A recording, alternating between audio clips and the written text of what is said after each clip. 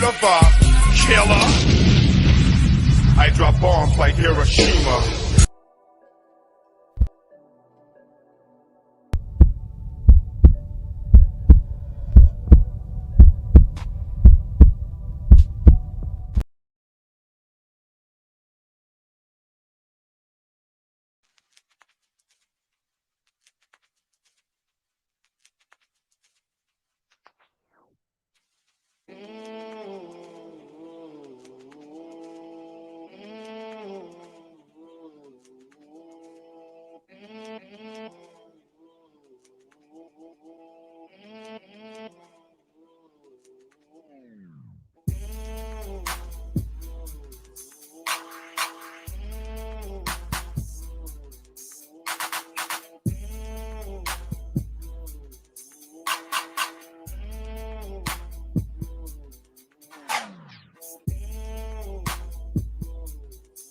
Good morning,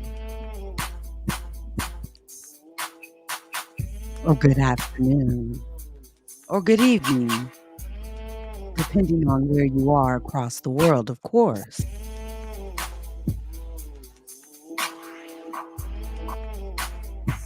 What's up with it, Anonymous Purge? Man, it's another late night broadcast. Let's say let's have some fun with it.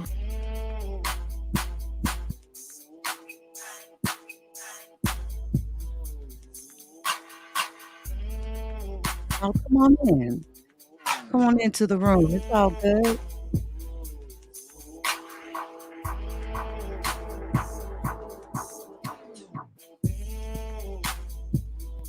Broadcasting from the piney woods of East Texas, baby. We are about to talk about something that is absolutely mind-boggling, okay?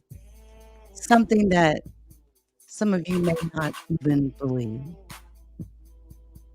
But I welcome each and every one of you to this late night broadcast. And if these broadcasts start getting bigger, I'll start opening up lines because I want to hear what y'all got to say about this stuff. Okay.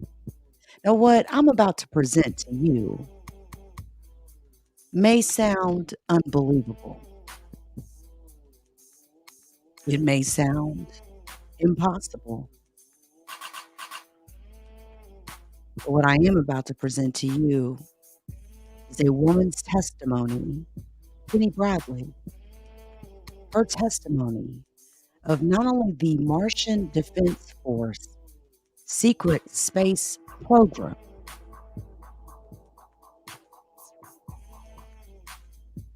but some amazing, and I do mean amazing, things that she witnessed during her tenure.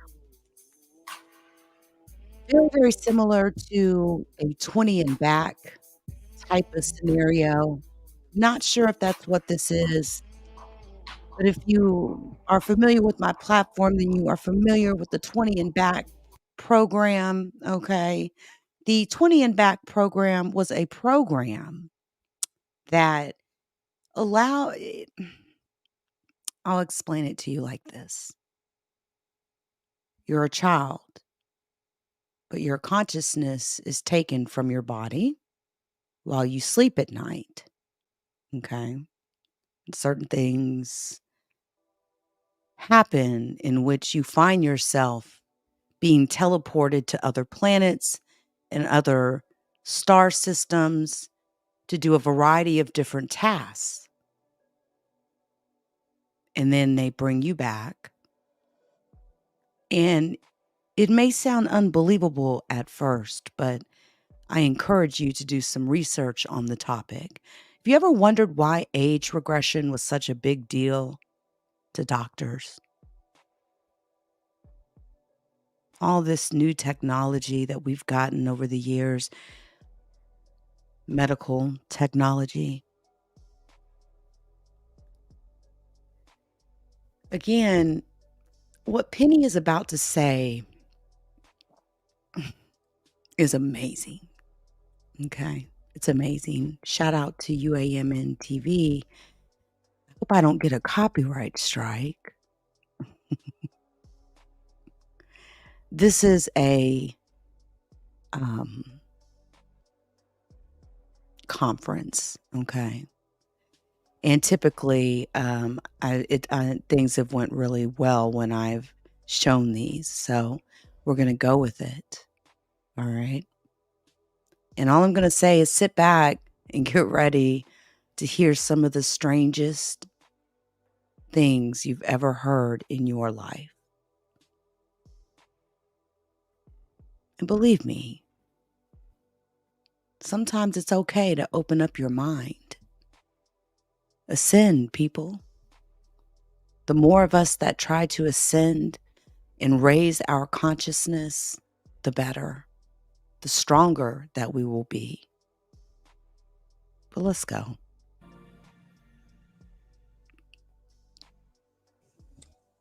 Okay, the background to this was that I was kidnapped when I was 4 years old, and I was taken to Langley Air Force Base, where I was kept in the basement of one of the buildings there and trained, that's their terminology, trained for 5 years. There was a 6-month side trip to Montauk where I was not in the Albiolic program. I was in a prior incarnation of that. Once I graduated from Langley, and by the way, that's what the Department of Defense called it, was I am the last survivor of the Langley class of 1964. Yeah, 5 years of torture, and they call it a school. Okay. When I was 9 years old, the few survivors of this program were put in a bus, and we were driven to a building on Long Island, and it's just barely on Long Island. It's under a bridge. It's several stories, but it's not the Empire State Building. It's something four or six stories, something like that. It has elevators. One of the elevators has 2 sets of control panels. It has one panel where it's actually an elevator. It has another panel where it's a wormhole. And it takes about 20 minutes to get from Long Island to Mars. Now, I was 9 years old. I had a shaved head. I had been trained to kill people with my mind. I was not a nice person. Okay. And I was taken to Mars, and the group of the 20 of us who survived were put into 2 separate barracks. There were 12 in my barrack. And we were put into Schule on Mars. That's what the Germans call school. Schule. I spent 10 years in Schule on Mars, learning German culture, German language, German history, German science in space, which is very different from anything taught here. And I was also trained to be a fighter pilot and a navigator. But I was put into class with the colonists' kids and expected to fit into a Teutonic society where we were encouraged to bully one another. The exact opposite of what you'd expect here on Earth in America. So we called this the German Mars militia is what Said was calling this. What we called it there is Marsische Heimschild, Martian home shield. And yeah, we spoke German where I lived. And Every German colony has a home shield. That's what they call their militias. And every colony, every planet, every moon,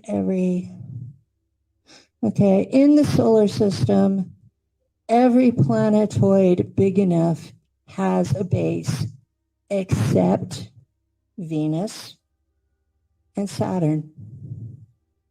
Venus is owned by the Jahami. They don't want us there. Saturn is owned by the Guardians. They are the military police of the galaxy. They don't want us there. But every place else, we're all over the place. Now, some of them are German, some of them are American, some of them are mixtures. Mars is now a mixture. When I was first there, it was just Germans. So it's a real military. It's a planetary defense system. It's under the supervision of Nachtwaffen, which is the military of the German breakaway civilization. And it's a subset of the Draco Empire. The various American and NATO troops that operate on Mars are under the command of the Heimschild. Weapons and equipment are provided by the German military, Nachtwaffen, and they're usually older versions, just like our National Guard uses Army surplus.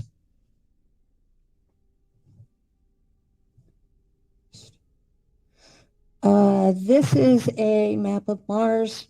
I'm sorry I couldn't get the font more readable. Let me see if I can get, no. I don't know exactly where the base was. I think that it was Olympus Mons, which is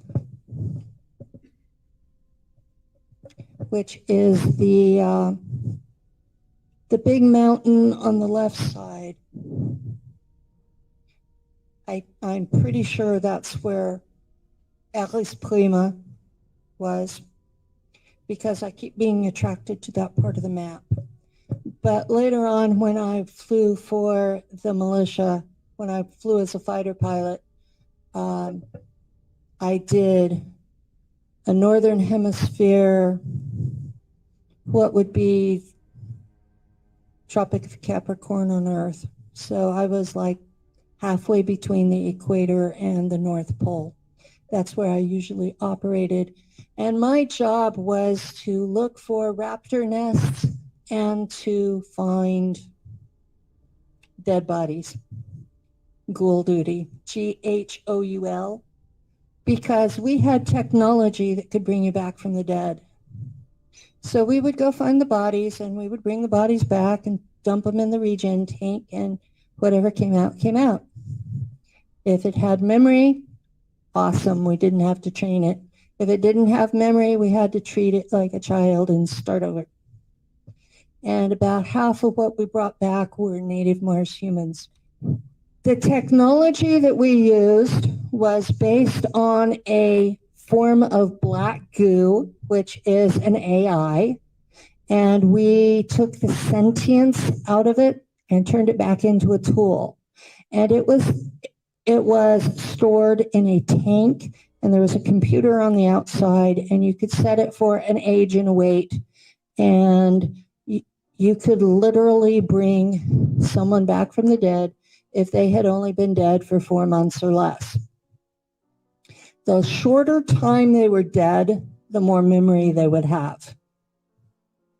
Yeah, it's mind-boggling, the technologies that humans have in space.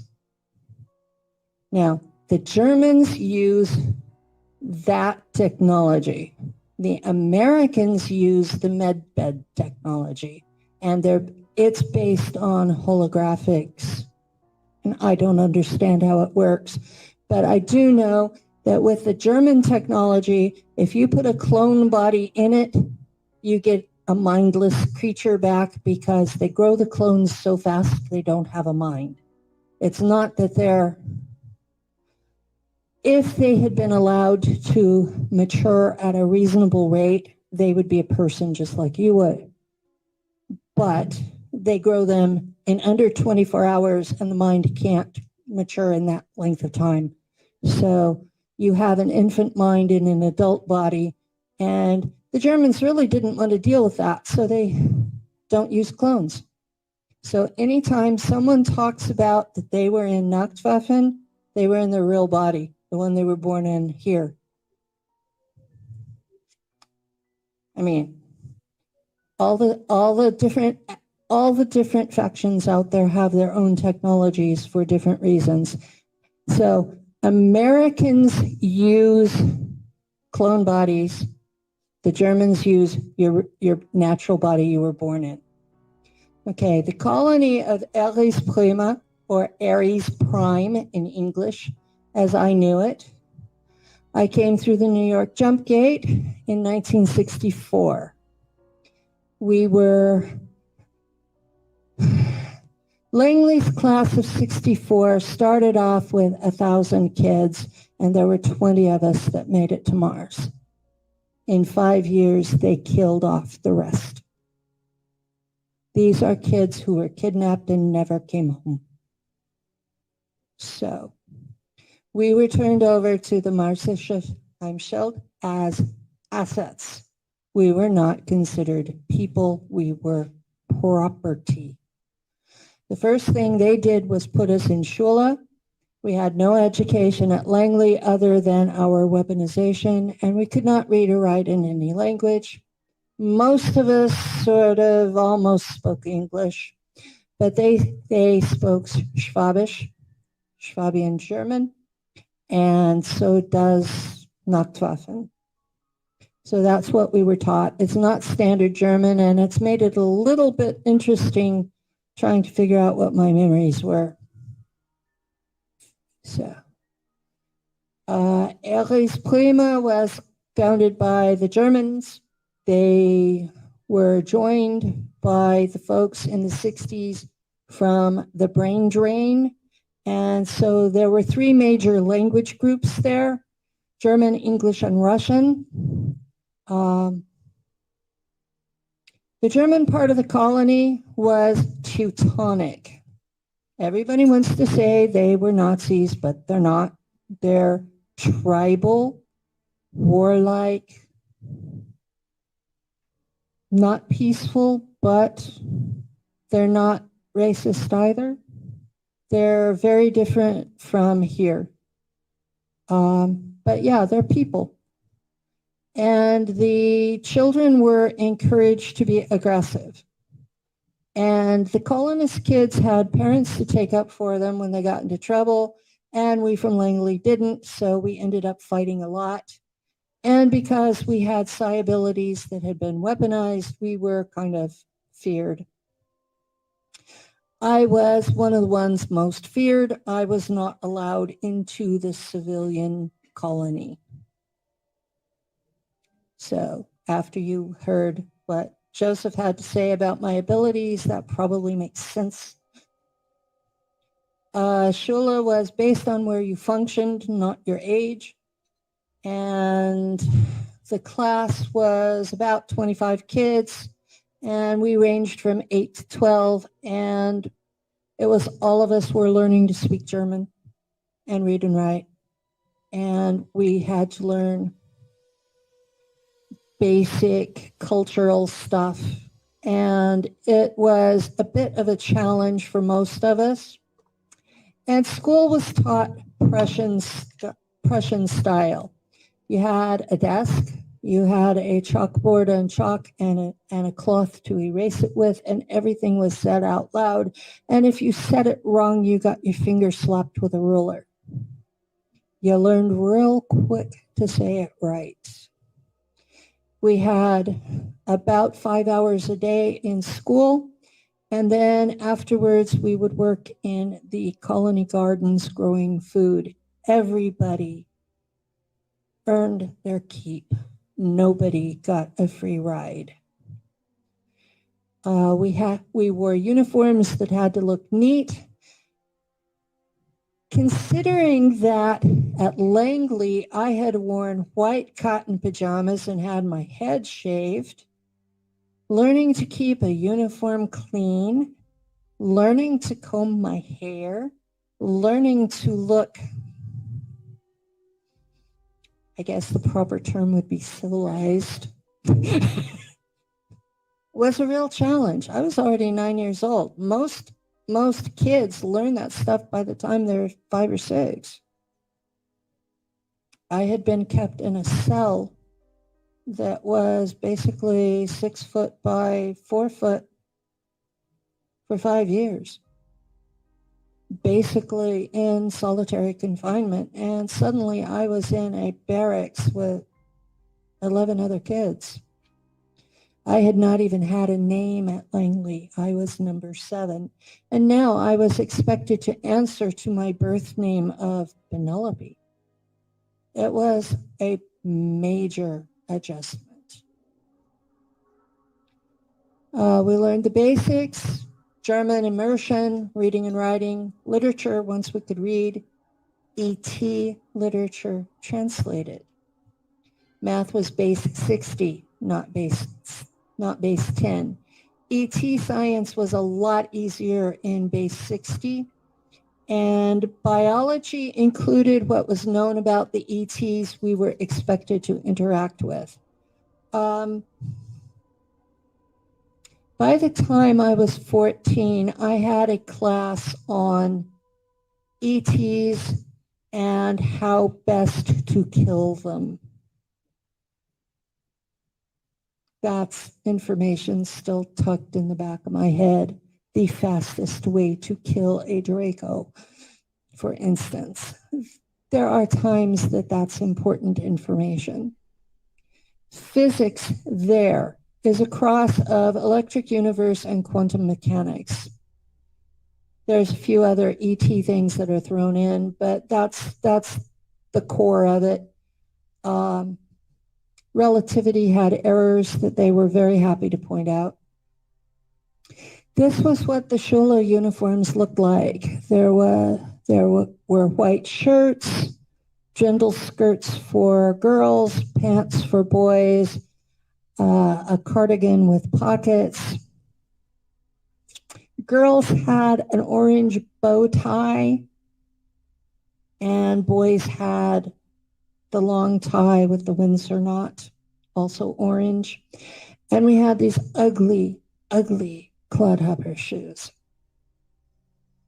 In fact, there's one man who believed me because he works in Austria making those clodhopper shoes. And he had no idea where they were all going because his factory was just going crazy making them. They're going to Mars. Okay, this is one time I was actually really a hero. We'd been on Mars for a little over a year Earth time, so it wasn't quite a year Mars time. When one day the Raptors found a way into the colony and into the Shula cafeteria. I still don't remember quite how they did it. It's just there was a big hole in the wall. But somehow they did. The battle was short and bloody, with the Terrans caught unarmed and unprepared. And in my terror, my psi abilities kicked in, and I formed a force field around a group of us kids. And the Raptors couldn't get through it. And there would be sparks flying off it where they were raking their claws across it. And then the Germans used time travel and came back and stopped the attack and rescued all of us. And when my memories were activated, this was the first memory that was on top because I could smell everybody's blood. The kids, the adults, the raptors. Raptor blood smells like copper. It doesn't smell like ours. And for a little while, I was actually a hero because I had saved some of the kids. And this is art that I had done by Mark Halassi. And no matter how I described him, that's how he thought the raptors looked. He also thinks all German children are blonde.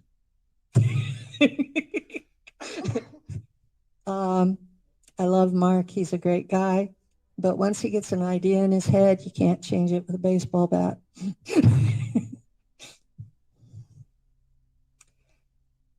Each planetary colony has its own defense militia. And there are border issues and pride issues. The Germans have this thing, they use a carrot and a stick. If you perform well, if you are competitive and win, you get a reward. If you consistently lose, you get the stick. And there are competitions between, well, at that time it was between Mars and Ceres because they're the two oldest solar system colonies. So then all the probes that were sent to Mars were all shot down as unauthorized incursions, and until NASA finally decided to contact the militia and get permission. And since then, nothing's been shot down. How amazing is that? It's kind of like proof that somebody knows they're there. So basic equipment. During the Mars War, which the Germans started, we had fighter planes that resembled F-15s, but with plasma engines instead of jets. There's not quite enough atmospheric pressure to really run a jet on Mars. So they were later replaced with planes similar to shuttles, but they had weapons on them and missiles of various strengths, laser cannons, strategic nukes.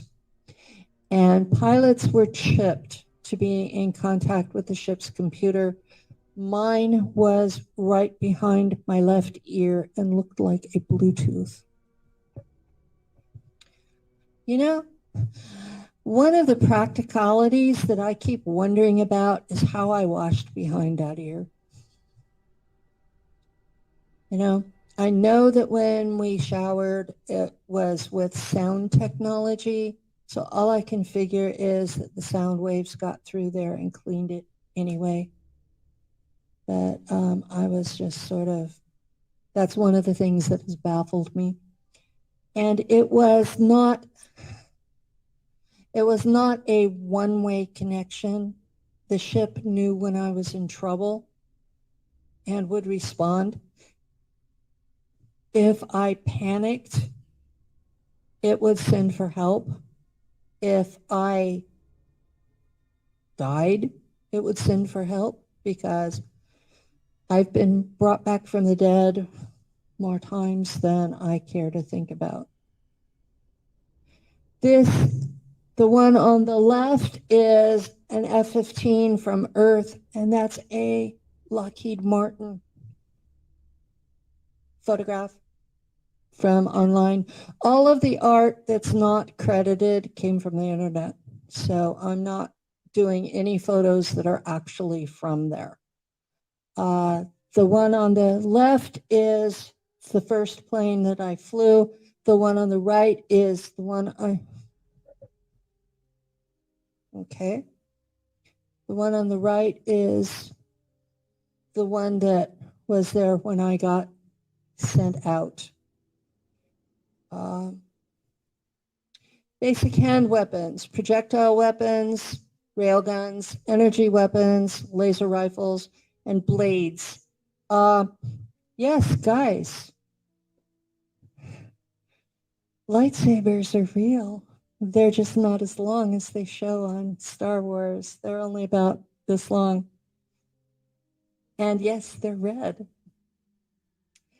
Earth-type firearms are dangerous on ships because they blow a hole in the wall. And if you really want to terrorize an ET, the noise of them really does a great job because they're not used to that.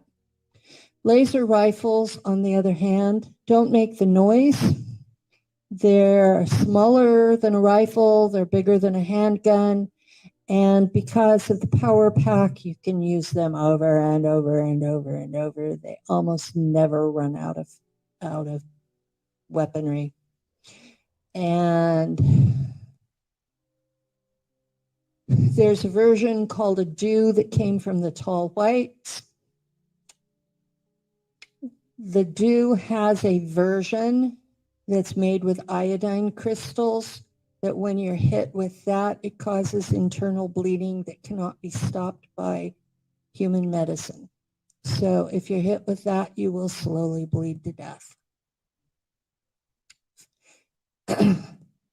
This is kind of how they dress on Mars, except that most of them it's variations of browns and oranges. It's not so much grays. It blends in with the dirt better.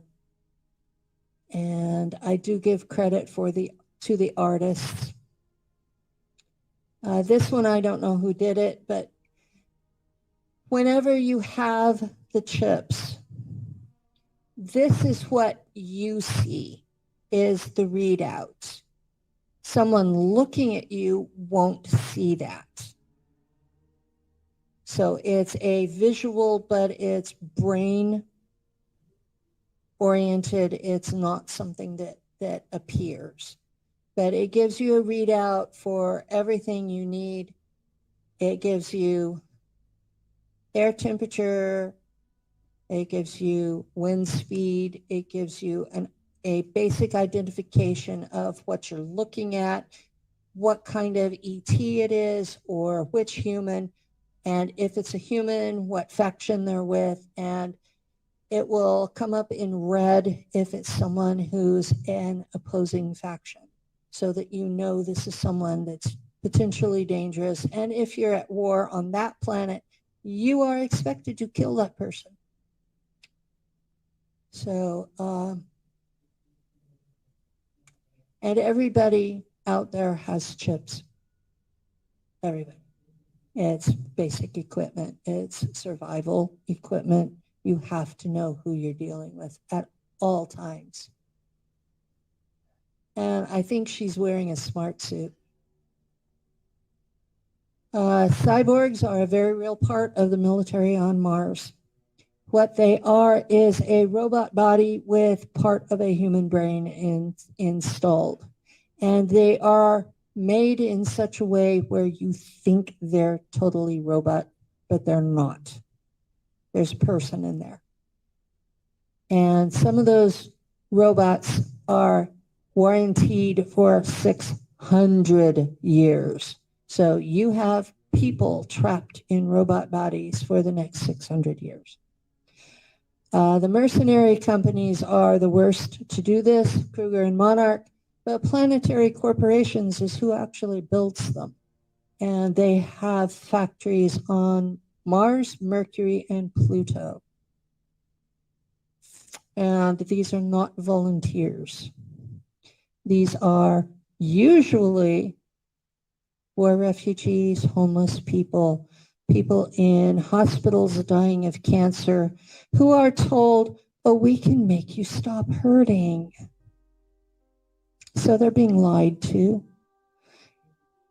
Everybody on Earth who disappears is potentially a cyborg now. There's more art. They come in various forms. Some of them look more human than others, depending on what job they're supposed to have. And yeah, some of them actually show the brain in there. The original colonies and bases were all in Draco Empire territories. Every square inch of space already belongs to somebody else. Property rights are not just an Earth thing. If you want to go out into space and you want to have a colony, you have to rent that from somebody, or you have to take it in warfare. And that's why the Germans started the war on Mars, is because the spaces that were best for humans were not where we were allowed to go because of our rental agreements. So they used tactical nukes to clear the sites, and that started the war with the raptors and the mantids. Okay, the sentient races of Mars. Terrans started off with the Germans, and then the other groups joined them.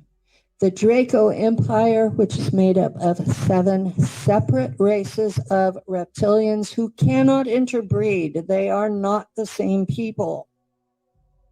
The Zetas, who tell me that they are a human race damaged by a nuclear radiation war on their home world. The Mars native humans, who are survivors of when we last went out into space. And the ones there basically look like Apache. They're taller than we are because Mars has less gravity. And they have an orange tint to their skin. And we think it's diet related, but nobody knows exactly what they're eating. The Mars native raptors, they look just like Jurassic Park, but with human type arms, and they still have the 6-inch claws that are sharp as razor blades. And if they get mad at you, they go and gut you with a single stroke. The mantids. Now we call them mantids here. There we call them bugs. We also call the raptors lizzies because humans are humans and we're rude to everybody. So the mantids there are actually more like ants, except they don't have that skinny little part between their thorax and abdomen that they do here. So yeah, we're going to talk about each of them. We already talked about the Germans being Teutonic. They're not racist like the Nazis were. They do have a preference for people of Aryan descent, but they're not mean to anybody else. They're not trying to kill anybody like they pulled here because they're not Nazis.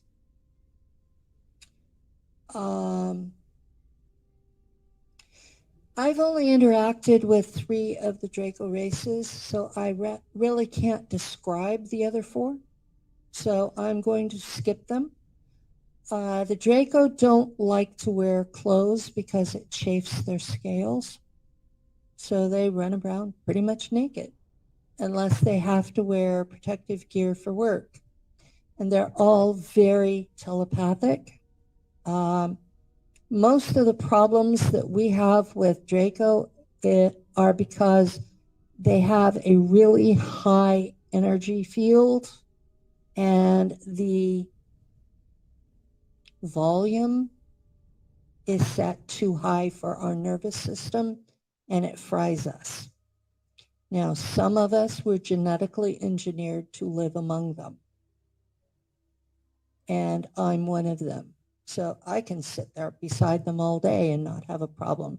But someone just pick someone out of the audience and put them next to a Draco, and then the Draco's not doing a thing wrong. You'll be dead in a half an hour just because their energy field is that intense. It's like set way too high for us. So they figured that out, and for the most part, they don't interact with us unless they know we've been modified to do so. The royals. The Draco are ruled by a queen, her mother, and her sisters. Her consort is called king, but she rules. Honor is their most important quality.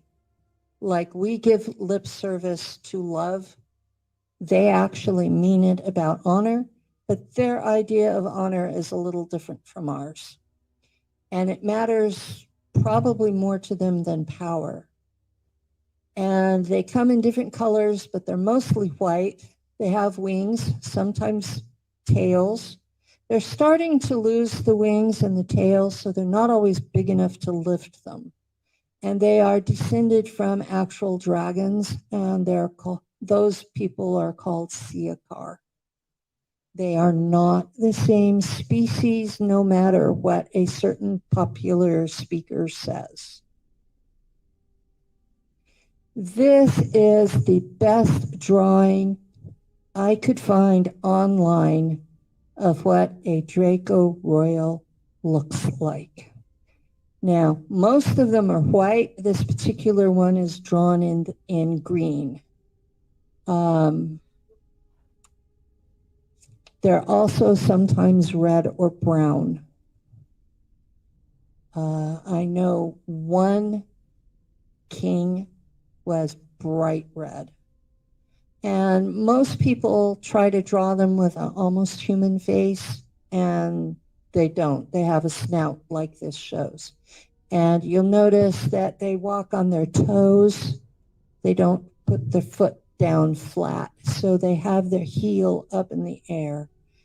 And that shortens the thigh and tightens up their calf muscles.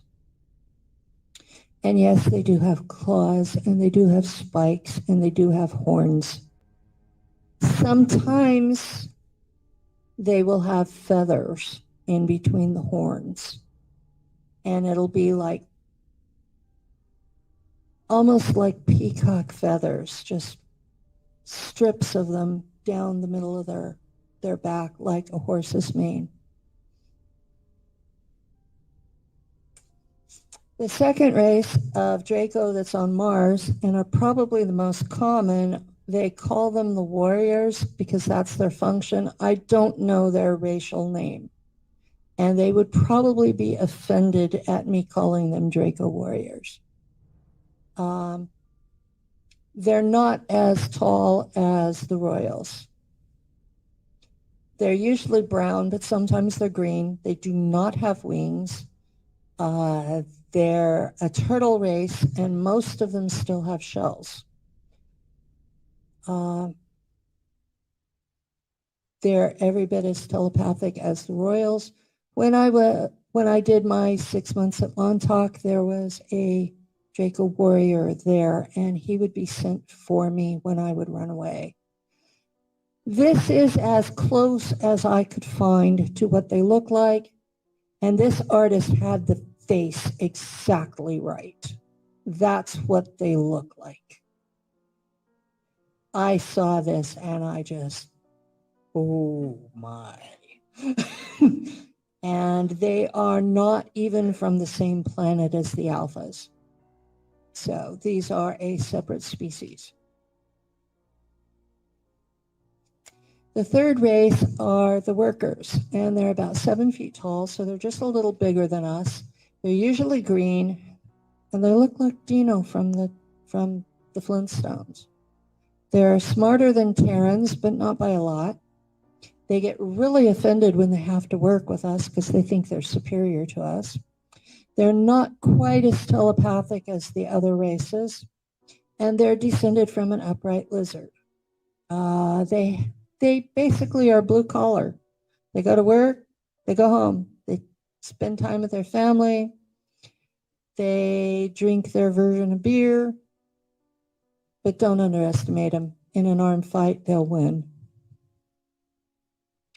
And that's more or less what they look like. I think this is actually another species, but this is pretty close to what they look like. I think their scales are a little smaller. And that's the link to the website.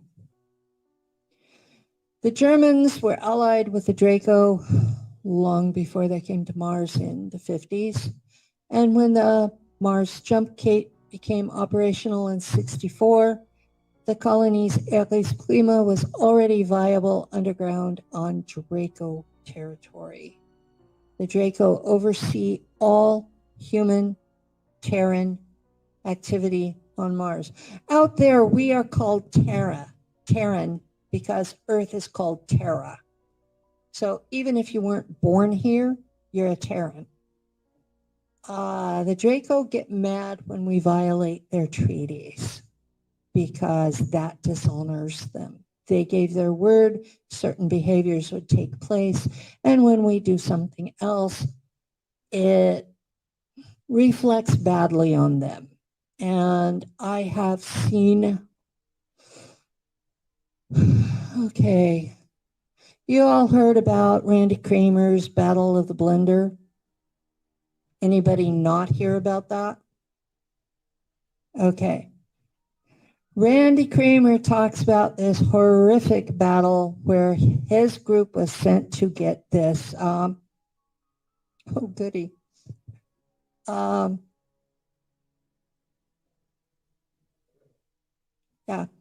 Randy's group was sent to get this thing, and it was an artifact of some kind, and the local mantids did not wish to part with it. And so they set up a trap, and they basically just completely killed off an entire battalion of Space Marines.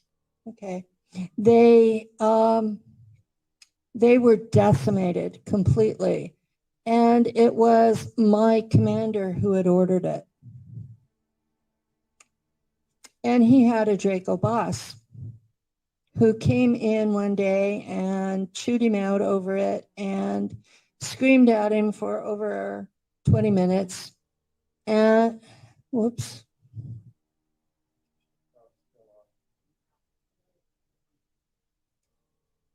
Yeah, and it disconnected.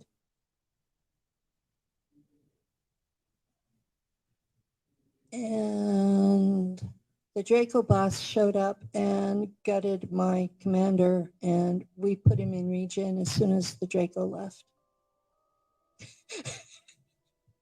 We did a lot of that. We'd have dead people, we'd just dump them in region.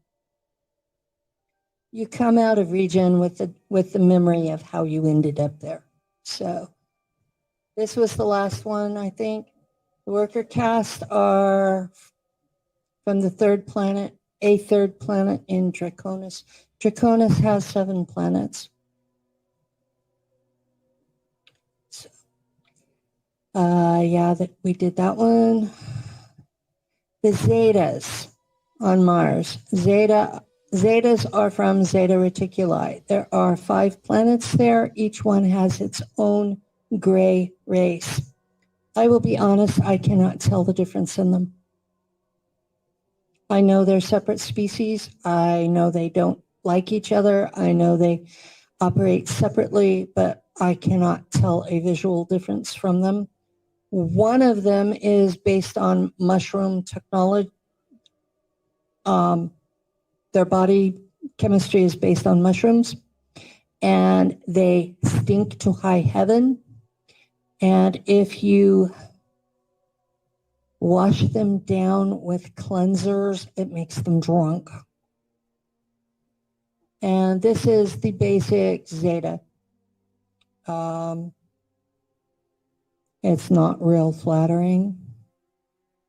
Most humans really dislike being around Zetas because they smell bad.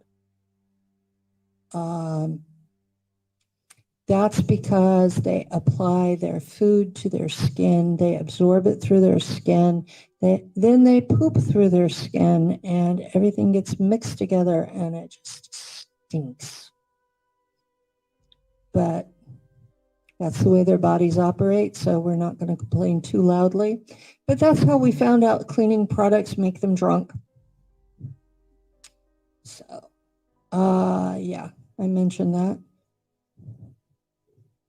The first time I saw a Zeta drink Drano, I was completely mortified. Okay, one of my jobs was to retrieve human remains, and we could not tell the difference between Mars native humans and Terrans. And since the raptors like to eat the Mars native humans, we found a lot of them. But they're an innocent, spiritual, peaceful people who will abandon an area rather than fight. And they're a little taller than us. They run 6.5 to 7 feet tall. They're thinner than us. They're medium brown with an orange tint to it. And their language is more like Sumerian than any other Earth language. And they wear loose, gauze-like fabrics dyed blue or black. And no, we don't have any idea what the fabric is or what they use to color it with. We know very little about their culture because if we move into their area, they will up and leave. They want nothing to do with us. And this is art I had done. And Mark Halassi had listened to Andy Bajago, who described them as ugly. And so this is how he drew them. They're just people like we are. So, and Mark had problems with the concept that the women go topless. That apparently embarrassed him terribly. So, they honor the Divine Mother by keeping their breasts exposed. And that's honoring that that's the source of mother's milk. And that got him into a lot of trouble with Terran men from both the German and the American militaries on Mars, which is part of the reason they will leave an area. This is a NASA photo that actually shows one of their women. This was the best resolution I could get for it. But yeah, that's one of the Mars natives. This is another one of the Mars natives. This one I believe to be male. And another version of one of them with the arm at that position. It's hard to tell if it's a man or a woman. The Mars native raptors have the same ancestors as the underground raptors that Lacerta was part of. They range from 7 to 9 feet tall. They look like the raptors from Jurassic Park with more human-like arms. They're deeply intelligent, telepathic, and carnivorous. And they like to eat humans. And in an unarmed fight with a Terran, they will win every time. Per Randy Kramer, the Space Marines are using them for target practice.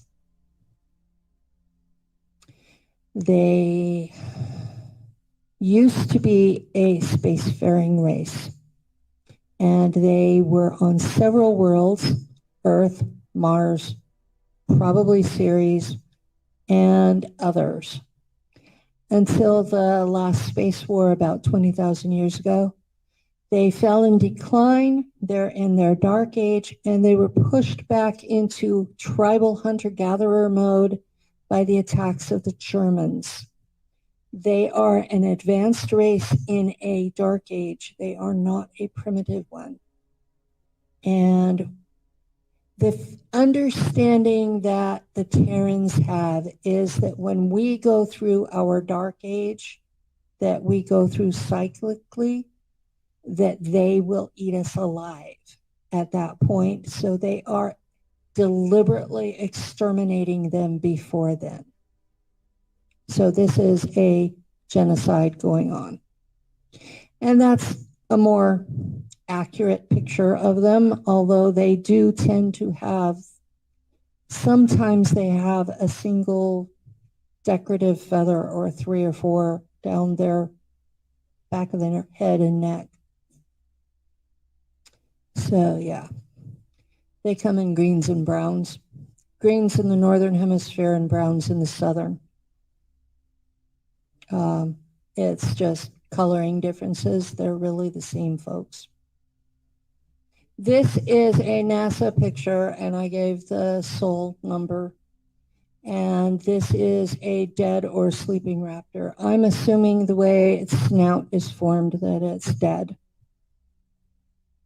So there is actual visual proof that these creatures exist. The weather on Mars, there's sometimes rain, sometimes snow, but it's really light and mostly at the poles. It's usually in the winter, but even in the summer, it's cold enough for everything to freeze. So the major weather events are sandstorms. And they're like those desert sandstorms where it's like a wall of sand comes at you. And they circle the planet. They create enough static electricity that the lightning bounces off Phobos. These are, if you are on the surface and unprotected, these storms will destroy your electronics. So if we see one coming, we open up one of the emergency bases and we take everything underground. So that's why you're not seeing bases on Mars, on Google Mars, is because everything's underground. And that's a picture of cloud cover on Mars, and it's from NASA. Blueberries are the bits of iron that are all over Mars. They're evidence of the lightning strikes that have pulled the iron out of the dirt. And most of them are under 5 centimeters or about 2 inches. They occasionally get a lot bigger than that. But the dirt that there is dirt colored, and they colored these blue so that you could see them, but they're actually raw iron. So, and they're all over the place. You could go through and just scoop them up. And this is more natural colors. And there's a website, thunderbolts.info, that has a lot of information about them. I'm going to skip over a lot of that. NASA says the sky on Mars is pink. It's actually a very light blue. Most of the time when the sandstorms come, it can be pink or orange or just dirt color. This is a Martian sunset. It's kind of a blue lavender. There are trees around the South Pole, and they show up on NASA photos. I mean, what else are those? Trees? And more trees. And this is the last slide I've got. So, thank you guys for being here. We love you. Did you guys enjoy?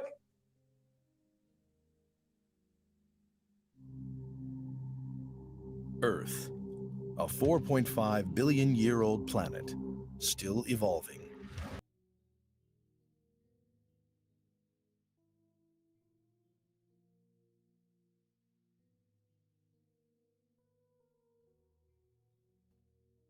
Hey guys, so man, listen, I'm not here to convince you. That's for you. But man, my hunger for knowledge is never ending, and it's aggressive, regardless of how far out that knowledge may seem to be to some people. But I will leave by saying this. All these people ain't lying, okay? It's really that simple. I appreciate each and every one of you that came through. Until next time. Shout out to the LeakYou community. Please join us on Spotify, Apple Podcasts, Google Podcasts, and Amazon Music.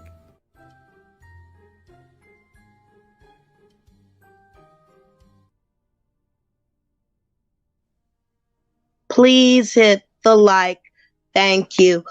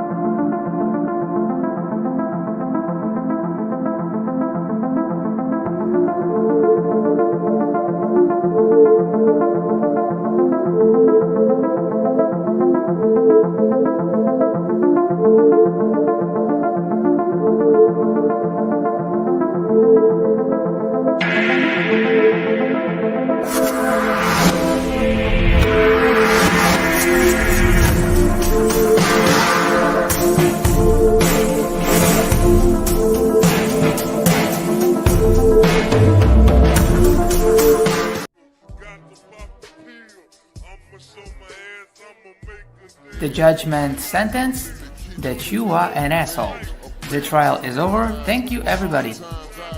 Let's play a game. You have 10 seconds to take all your stuff and get out of my life. 10, 9, 8. God bless you, motherfucker. You're really smart. Like really, really, really smart like I am.